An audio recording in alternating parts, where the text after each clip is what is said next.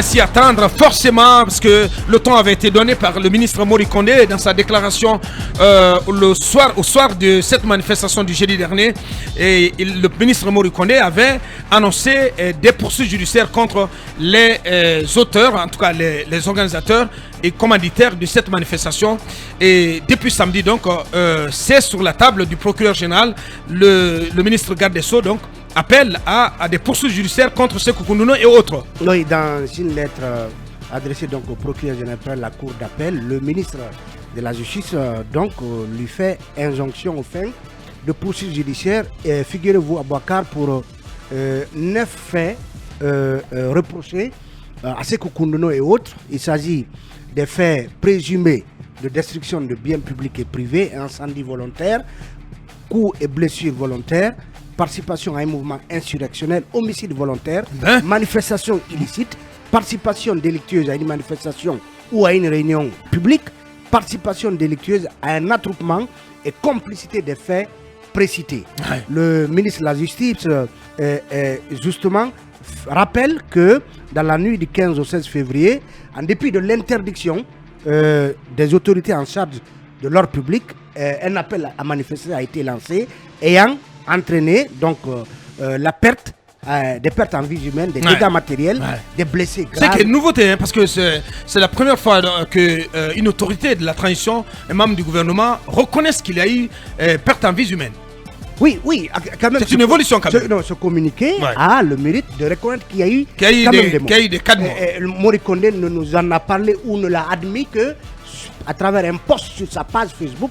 Et au lendemain de la rencontre qu'il a eue avec l'ambassadeur des États-Unis, sa déclaration officielle publique n'a pas fait état des cas de mort. Donc, Charles White parle de ces cas de mort et plus loin, il estime que, au regard de ce qui s'est passé, il revient à la justice, donc dans les formes prescrites par la loi, de faire la lumière et de situer les responsabilités à tous les niveaux. Et il poursuit en disant qu'à cette étape de la situation, l'autopsie judiciaire est nécessaire pour déterminer les causes exactes de la mort des victimes. C'est important. Il précise que s'il sera établi par voie de l'autopsie judiciaire que ces personnes ont été atteintes par arme à feu ou toute autre arme conventionnelle, qu'une étude balistique doit dans ces conditions être réalisée pour déterminer l'origine des balles.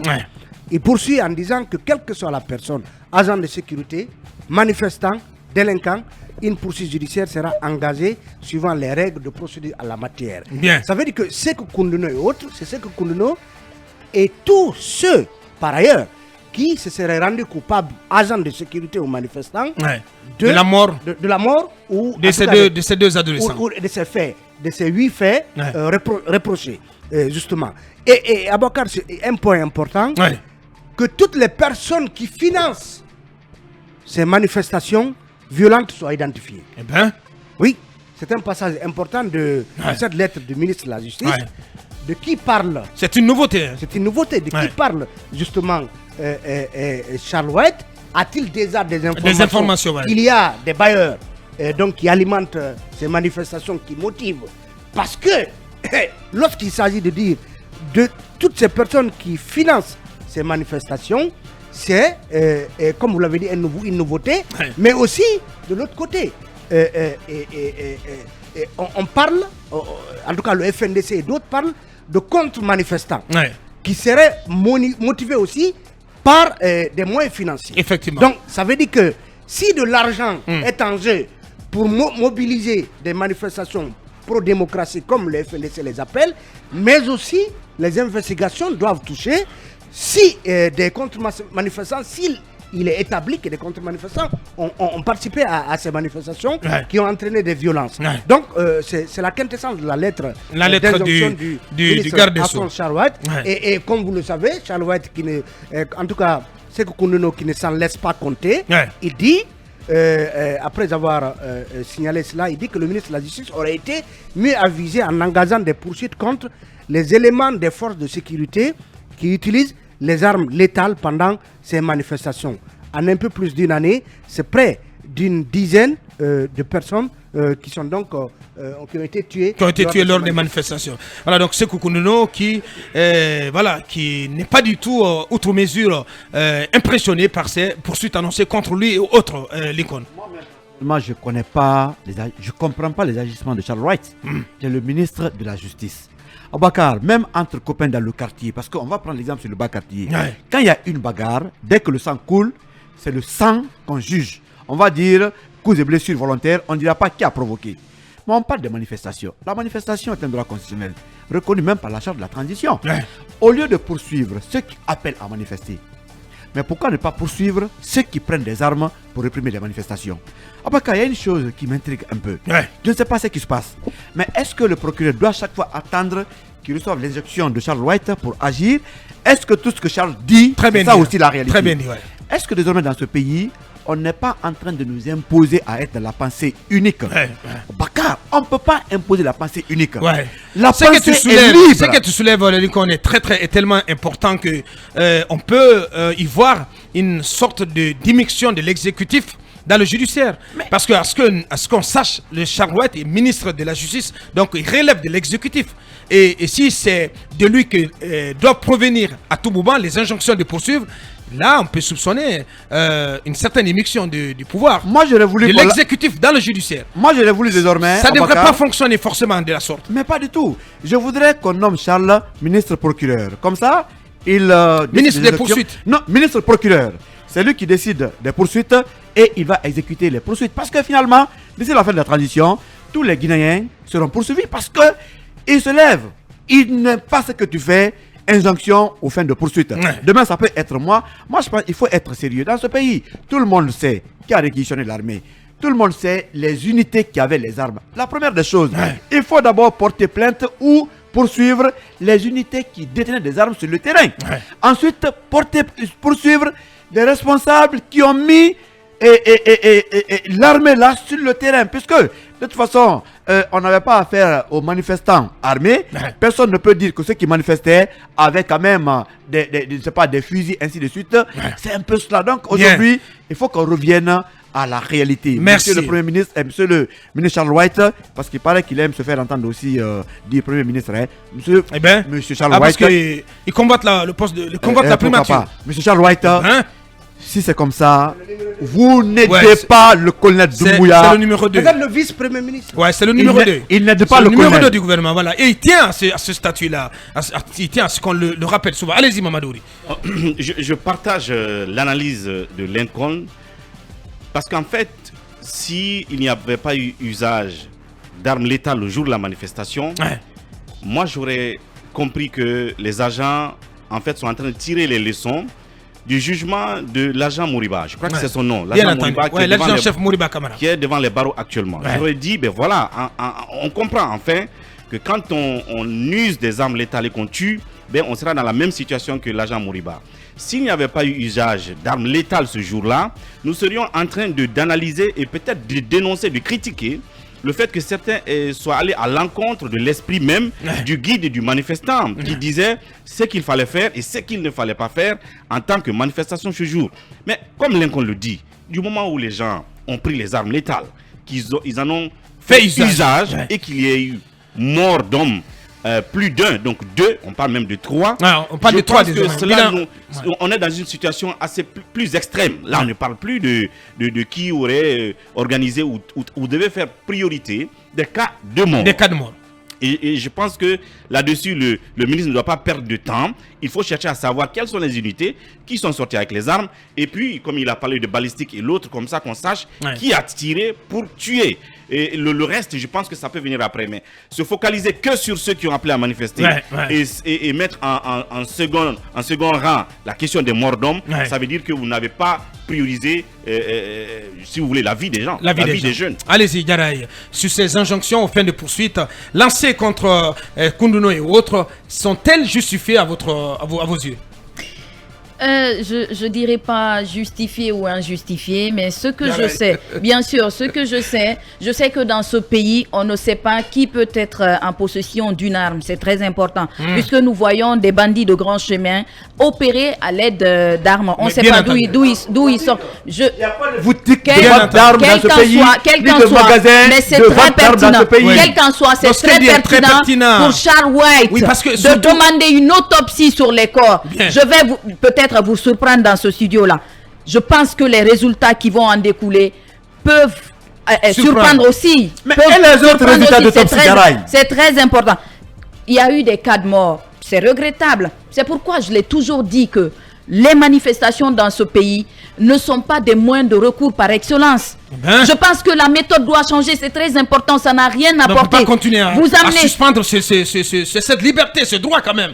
C'est vrai que c'est un droit consenti par la loi, mais nous sommes dans une période exceptionnelle. Nous partons à reculons. Nous partons à reculons parce que ces manifestations... Parce que nous sommes en période de transition, donc toutes les libertés doivent être suspendues. Non, je ne dirais pas ça, mais je pense que... Oui, je ne dirais pas ça, mais je pense que chacun de nous doit pour une fois mettre de côté son intérêt. Alors, pourquoi a-t-on mis ce droit dans la charte de la Constitution? Il fallait tout simplement ne pas le mettre. Non. Voilà. Là n'est pas la question. Si, vous savez quand même que ce droit a toujours été...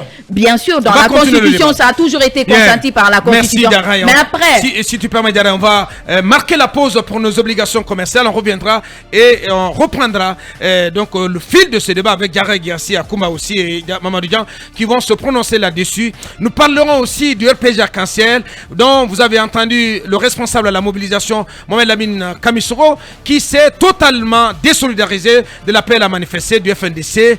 C'est pas du tout très responsable. On en reparle.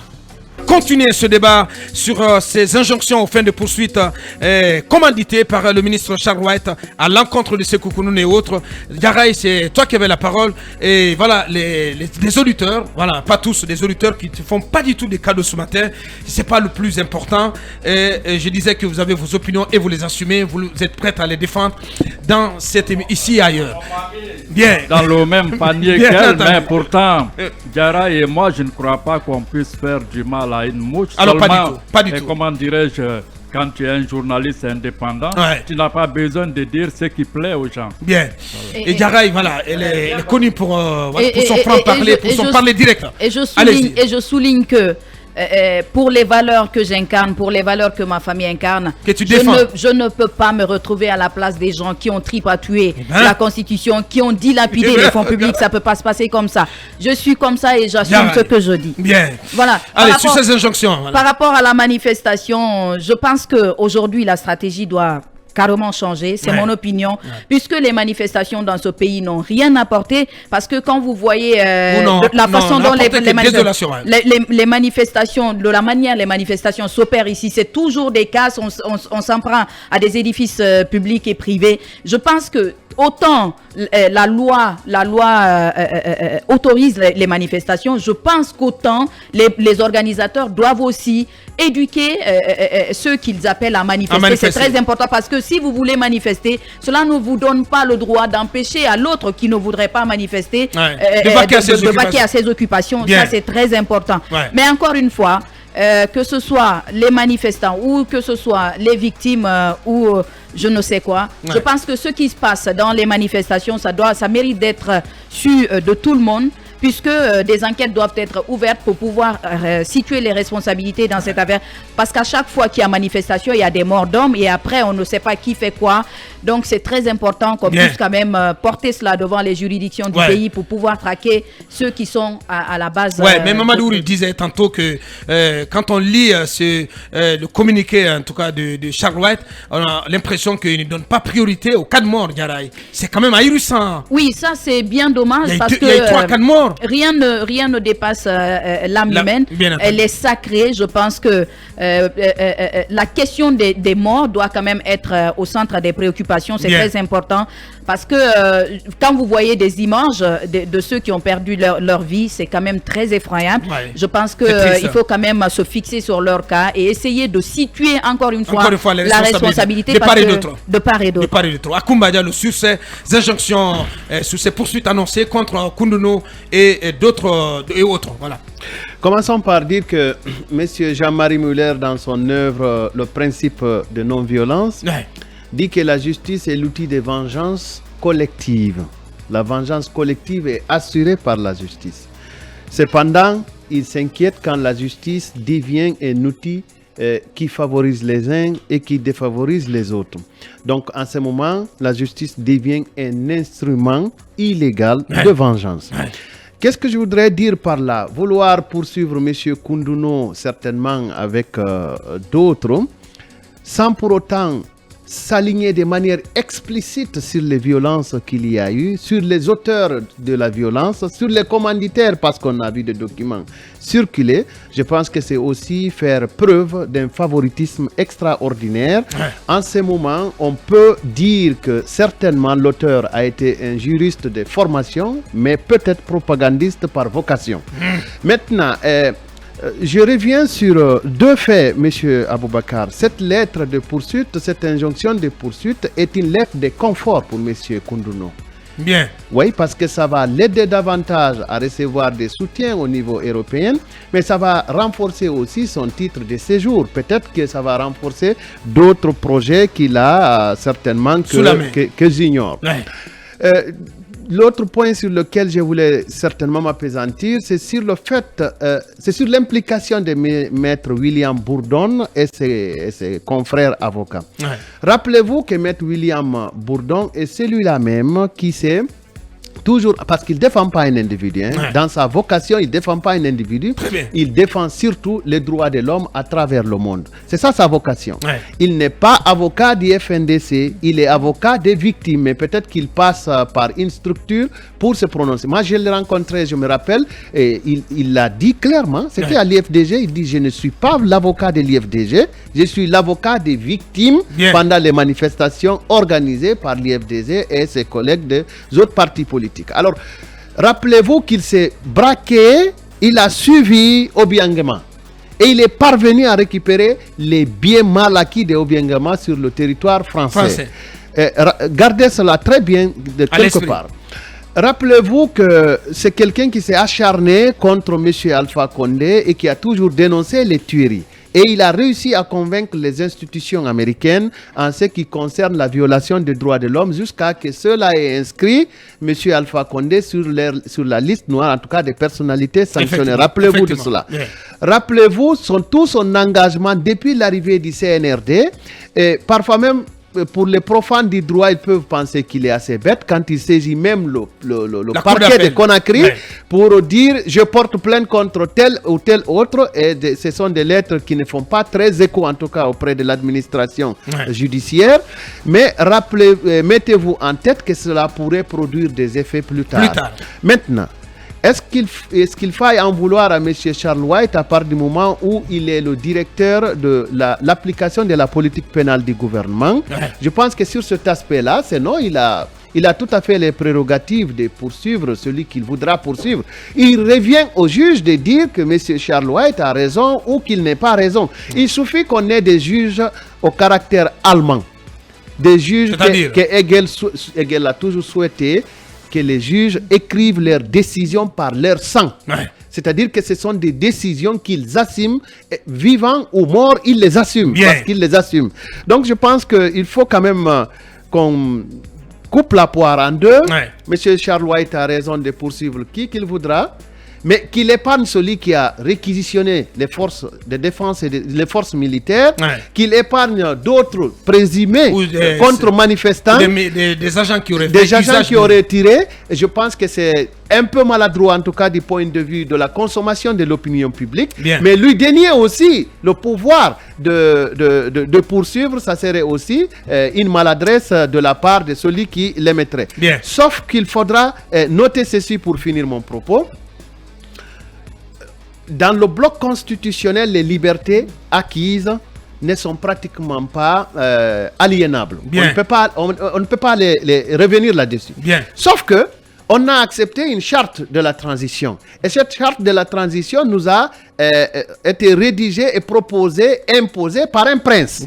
C'est le fait du prince. Bien. Alors, si le même prince dit que le contenu de la charte ne m'intéresse plus, je pense qu'on n'a pas à revendiquer la charte. Non, on n'a pas à revendiquer la charte. Ouais. Parce que l'auteur de la charte vous a dit que le contenu de la charte ne l'intéresse plus en tel et tel autre point. Bien. Je pense qu'il faut là aussi avoir une lecture assez claire, sauf que je pense que chacun de nous, il lui arrive de trahir à tout moment, mais personne parmi nous n'aime le traître. Bien. Allez-y. Mamadou Dian. Pour rebondir sur ce que le professeur Akumba a dit, il sait lui-même que Machiavel disait qu'un prince bien avisé ne remplit jamais sa promesse si cela peut aller en l'encontre de ses intérêts. Ouais. Donc, je reviens sur ce qui se passe sur le terrain. C'est plutôt le caractère tragicomique de cette épreuve de force entre les deux protagonistes de la crise guinéenne que je relève, parce qu'en plus de ce qui se passe sur le terrain à travers des manifestations violentes dont on n'a pas encore fini, comment dirais-je, de dénombrer les victimes, parce que on projette d'autres manifestations. Il y a le fait que maintenant les deux camps aussi se livrent une bataille devant Dame Thémis. Effectivement. Sur fond d'inflation des plaintes. Parce que je me demande à ce jour, le FNDC a porté combien de plaintes contre les autorités guinéennes, vice-versa. Donc, M. Charles Wright vient d'ailleurs d'en remettre aussi une louche, comme une réponse du berger à la bergère. Donc, tout ça, je crois, ne pourrait qu'envenimer, tisonner la braise, comme on dit. Donc, je ne sais pas à l'allure où vont les choses, qui va en sortir gagnant. Je demanderais simplement aux autorités guinéennes de prendre de la hauteur pour pouvoir apaiser, parce que apaiser peut-être Fonike Mengue et Ibrahima Diallo, rejoint par Bilo Adjas. Bilo, tous ces messieurs, ces militants pro-démocratie, je crois, n'ont pas leur place en prison, tout comme les personnalités poursuivies par la CRIEF. Il est temps de faire la lumière. Maintenant, les gens qui seraient coupables d'avoir volé nos deniers publics, qu'on puisse les incarcérer. Je vous disais que Paul Biya n'est certes pas le bon exemple, mais au Cameroun, il y a des gens qui croupissent en prison depuis plus de 20 ans. Et j'ai eu à Yaoundé à me rendre dans une garnison là-bas où il y a un ancien ministre des Mines qui est détenu pour la perpète. Pour des soupçons de corruption. Pour la perpète. Donc, j'ai vu même où il est incarcéré. Et lui, il n'est pas dans la grande prison de Kondendji, il est dans cette garnison. C'est pour vous dire qu'on ne doit pas blaguer avec ceux qui nous tuent, parce que ceux qui volent les deniers, regardez ce qui se passe dans nos hôpitaux, on ne peut même pas se soigner. Merci Mamadou Dian.